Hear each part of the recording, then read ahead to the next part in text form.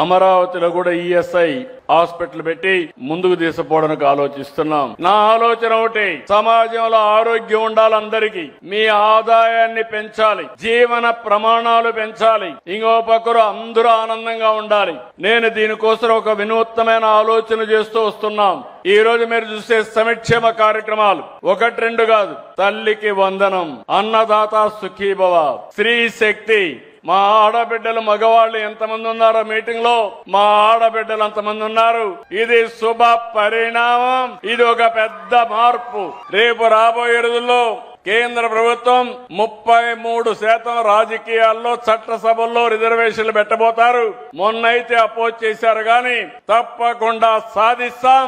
మా ఆడబిడ్డలు 33% చట్టసభల్లో ఉంటే ఆ చట్టసభలకే శోభ వస్తుందని చెప్పి కూడా నేను మీకు తెలియజేస్తున్నా. అన్ని రంగాల్లో మహిళలు రాణించాలి. అందుకే మీరు ఒకసారి చూస్తే డాక్రా సంఘాలు నేనే పెట్టిన తర్వాత దాన్ని అభివృద్ధి చేశాం. ఈ రోజు దగ్గర 28,000 కోట్ల రూపాయలు కార్పస్ డబ్బులుంది, సేవింగ్ ఉంది. దగ్గర 50,000 కోట్ల రూపాయలు అప్పు తీసుకుంటే తిరిగి పెద్ద ఇండస్ట్రీస్ ఇక్కడ ఉన్నారు గాని వీళ్ళన్నా ఒక రోజు లేట్ చేస్తారు గాని మా ఆడబిడ్డలు మాత్రం చెప్పిన సమయానికి రీపే చేస్తున్నారు. నాన్ రీపేమెంట్ చూస్తే 0.2%.